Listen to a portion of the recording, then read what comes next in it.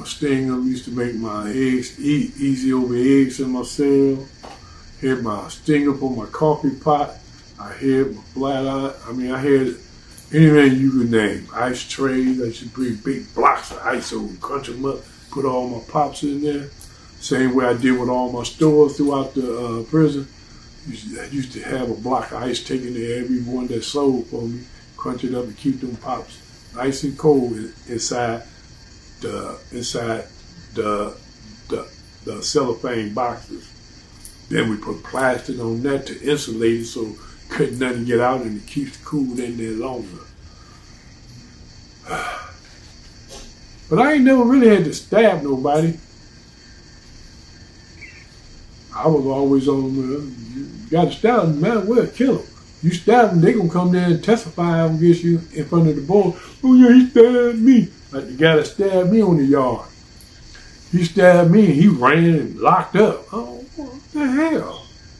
So I'm like, well, he gonna tell the people, well, he owed me $1. People looked at him like, you know, like Mr. Crab gonna come and kill you for $1, huh? The word is that he'll kill you over dirt. I wouldn't have had him killed, but he would have made that $1 payment back to me by 1,000. He would have to call his people and say, hey, you got to send this man $20 a week until I'm paid off because you helped my $1 for months on months. I could have been flipped that $1 into hundreds. Yeah, I used to get so many tokens. I had to buy cash money from people that had their people sneak in a $100 bill, roll it, put it on your gum, or however you get it in there, bring it to me. $100 bill, cash, you get $200 in tokens.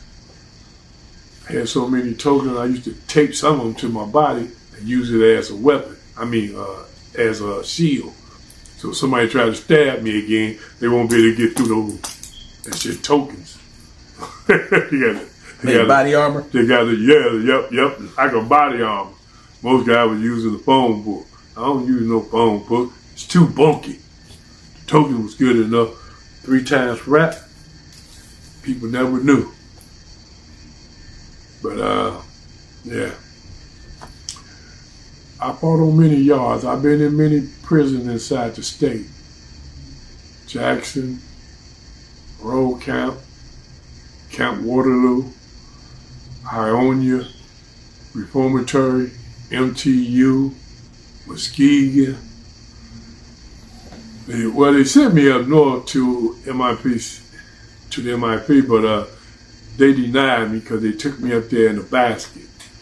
They were trying to see if anybody would take me after they messed me up real bad. Like I said, I could take a beating, but can they take one from me? Okay, ain't gonna be no living after me. After I beat you, I gotta pull out your throat or snap your neck or fall with you and break your back. But I still gotta snap your neck because I can't have you living to be able to come in court. Yeah, he did it to me. I'd rather just butcher you and get it over with. The only body be able to say anything is me. But you grab, what happened? I don't know. They said that I supposed to did something. I don't know what they're talking about. Do they got a witness? Do they got the person that said that I did this to them? If not, I don't know what they're talking about. You keep trying to ask me questions all day and all night, trying to, I guess they call that torturing me. You can't torture a man that love to eat just bread and his coffee.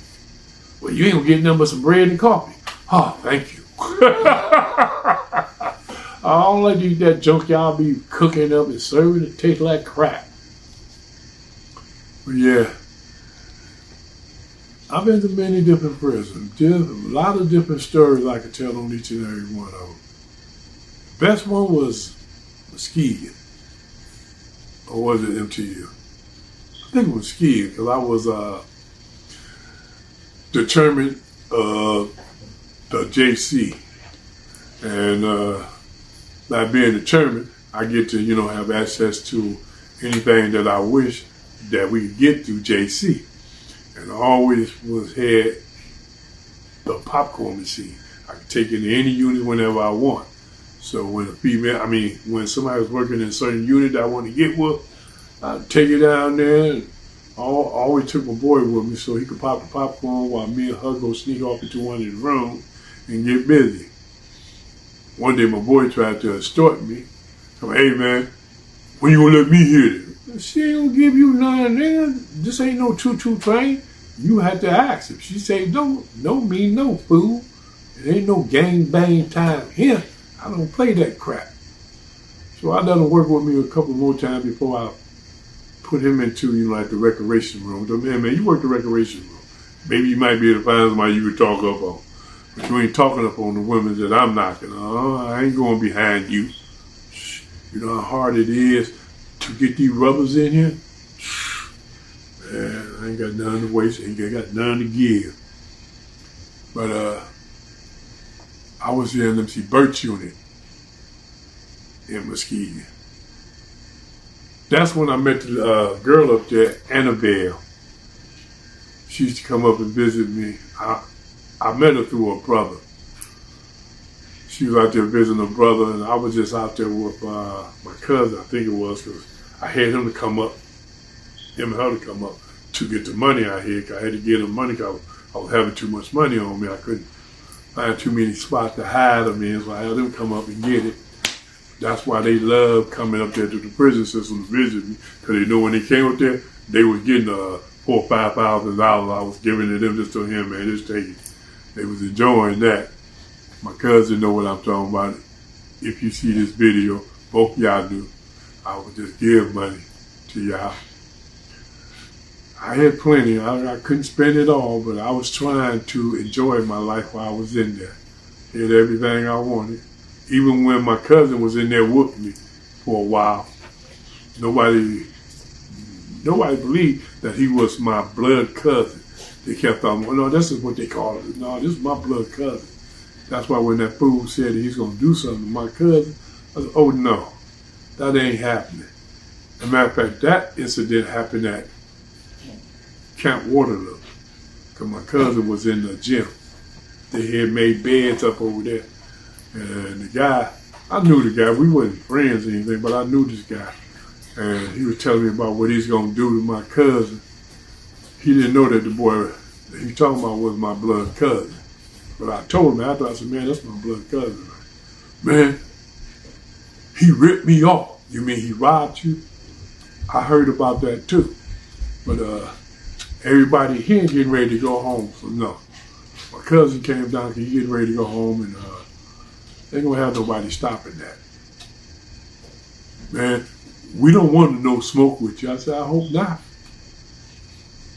Because you know how many people I got bagging me up. He went to looking around. Ain't even looking around. This whole barracks right here will jump down and beat you senseless. I said, ain't that right, fella? Everybody jumped off the bunks. I said, see that? You would never make it out of here. If you think that you and your 3 boys going to be able to come over here and jump me. Not to mention, I wouldn't need no help from you 3 unless y'all pulled out a shank or a horse or whatever. That's when I pulled my mattress up a little, but I got mine too, so we're going to be some cutting up in here. They left, went back to their barracks. Later on, one of my other workers came and told me, he said, man, they down there talking about going over to the gym, rushing somebody. So, of course, I beat them over there, and yes, I had a gun in prison. Went back there on the back, behind the bed, got the gun up, walked over there to the gym. I seen my cousin over there, and I seen several guys I know that hang with that fool. I walked up behind him and put that gun in his back. I said, you really don't want to go home, do you? Oh, man, what the hell you baby got you on my back, man? I said, take a look. Man, how you get a gun in here? Shh. After I pop you, I'm going to pop your 3 boys over there, too. They might get me, but I don't think anybody ain't going to, well, somebody probably will tell on me, but they're going to have a hard time. But y'all won't be around to watch me have to serve them no more time. You were like, man, that shit ain't serious. I said, yes, it is. That's my cousin. You talking about doing something too. You better hope like hell that I don't go there and give my cousin a gun. But my cousin too short for that, so I know I still got time left on me. I only got here because I worked my way from high all the way down to where I'm at now. But I stepped back, reached behind me, and gave the gun to my boy, which was, he was my boy in there. But we took a picture together, me, the Indian guy, which was my boy, the one that I gave the gun to. He went back there and hid it again. But boy stepped back, he stepped down, and he came to me the next day telling me, man, you something else. I said, no, I'm just ain't gonna let nobody hurt my family. I'm willing to die for my family. Are you willing to die for what my cousin took from me? Ain't that serious? I said, you was making it serious. Y'all got shame. Y'all finna go there and stab up my cousin? Oh no, that's not happening.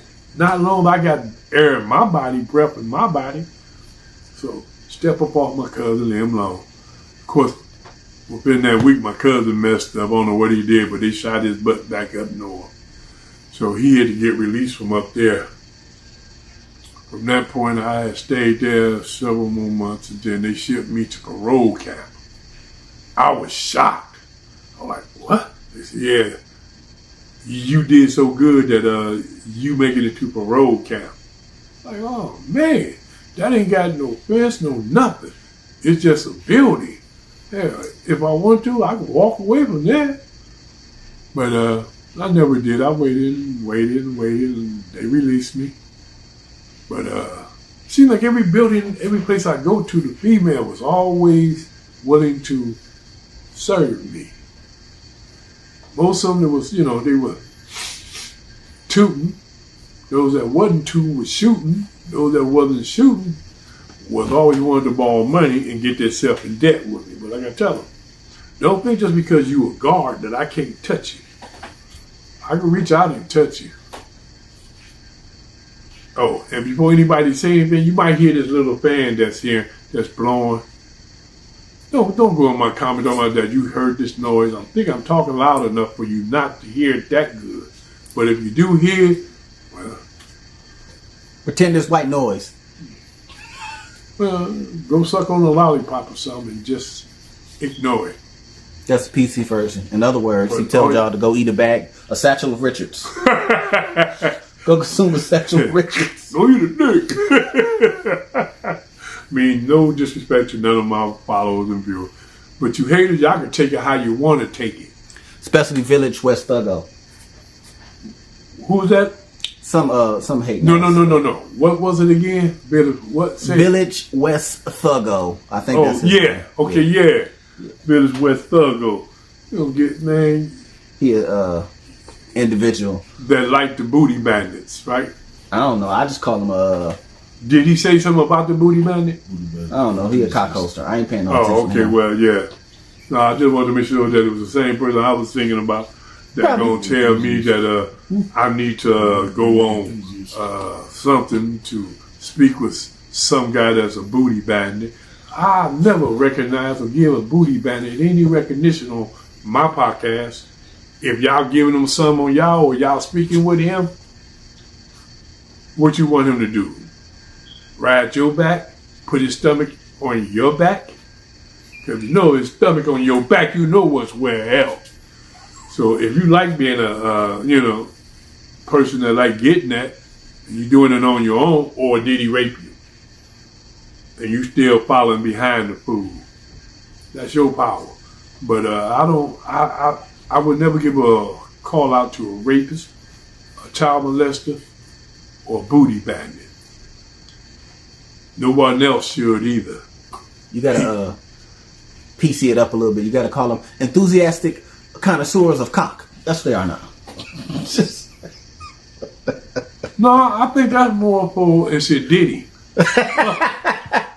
That's why he be paying. I give you $50 million if you let me hit that hole, or you hit my hole, or whatever. P diddle with me. Now everything coming out about him, Will Smith. They said and his wife Janet. Steve Harvey was involved. Yeah, they just. I mean, yeah, that's why I've been hearing that. Hey, I don't know if this real. Allegedly, they like the Wiggly. I don't know. I think some of them.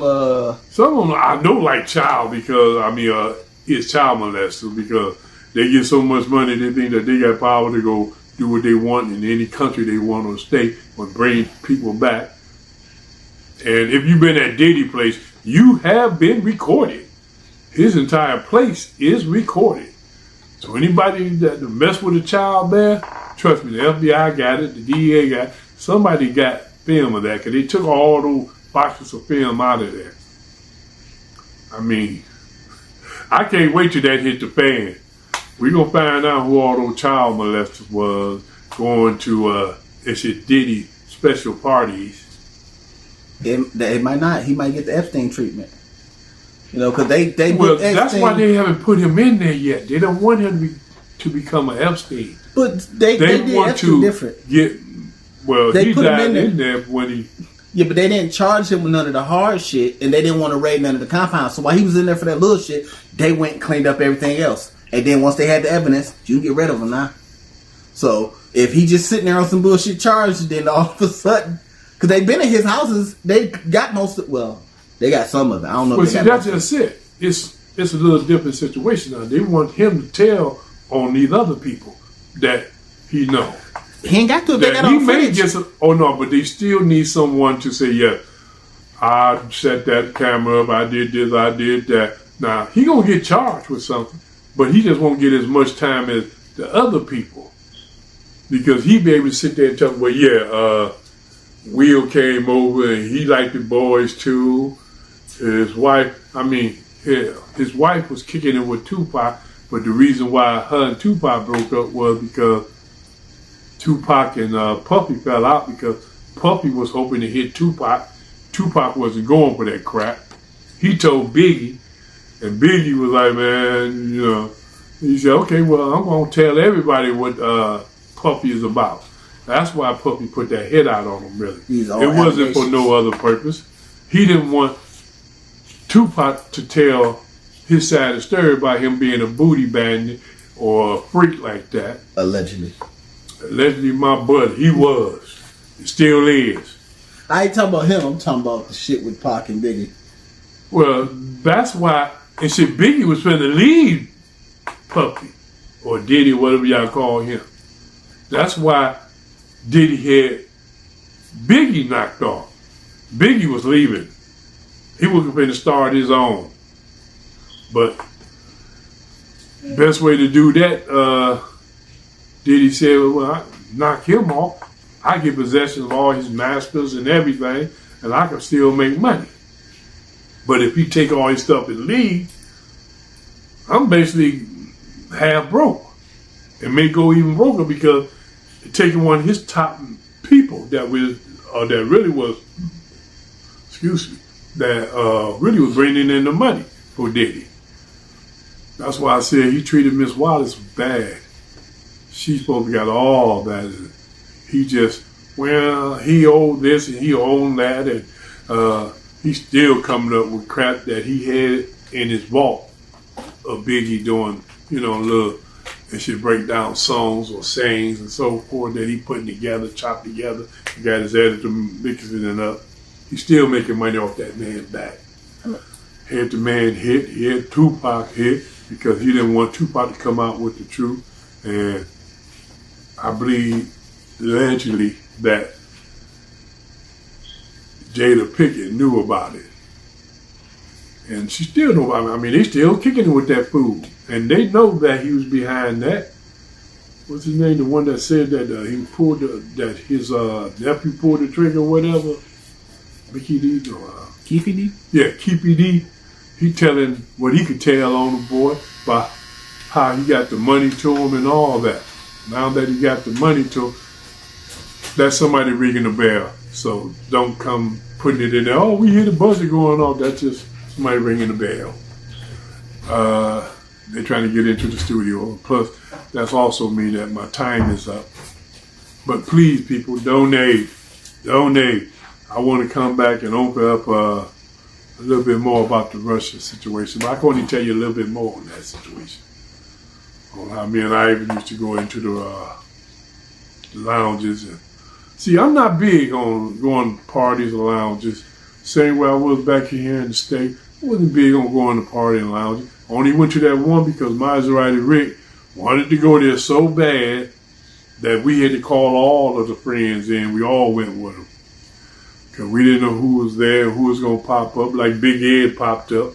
When he popped up, better known as Edward Hanson, whatever, he had popped up and we're like, oh man, it's going to be a shootout tonight.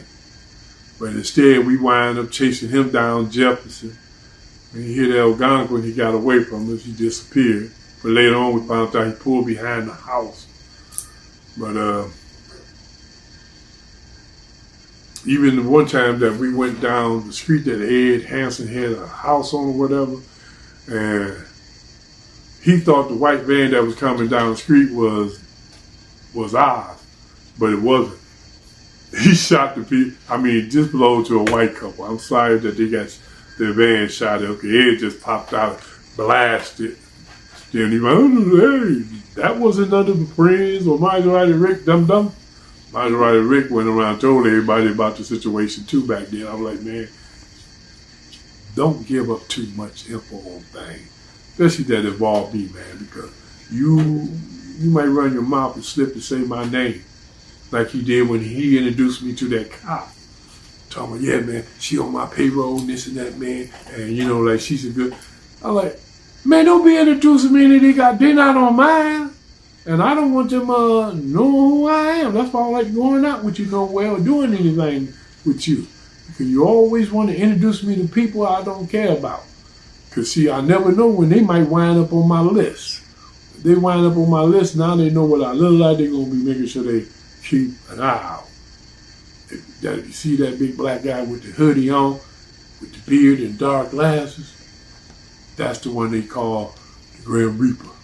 So I said, I ain't got no reps from the streets. Like, oh yeah, here comes the Grim Reaper. No, when you seen me, you knew it because I was coming for you. But it was just, people in there talking about, well, we never heard of him. We never. Thank you. Thank you very much. But supposed to hear me. You heard of me. I wasn't a good hitman then. You ain't supposed to know when the hit coming.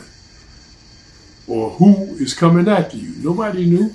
Act like you too late. Be a movie star. Now starring in the massacre old grass shit. Boom! Was it Grass Ship and Van Dyke? No, Harper. Grass Ship and Harper. Right. Yeah. Like that. Now, people there, they heard of me doing that area with best friends and so forth. That's when I think they started calling me the man with the Grim Reaper because I had the hoodie on, the dark glass. Nobody knew who I was. Most of them thought it was Boo. No, it wasn't Boo. I did that, true. It's way back. Back before any other new best friends popped up. They popped up after I went to prison. Boo put them down, but the true best friend is over with. They are nothing but new ones out there now. But Reggie, Rockin' Reg, miss you, brother. Butch, you all right, my man, but somebody was out here talking about that you were speaking bad on me, but I ain't heard none or seen it. So we still cool.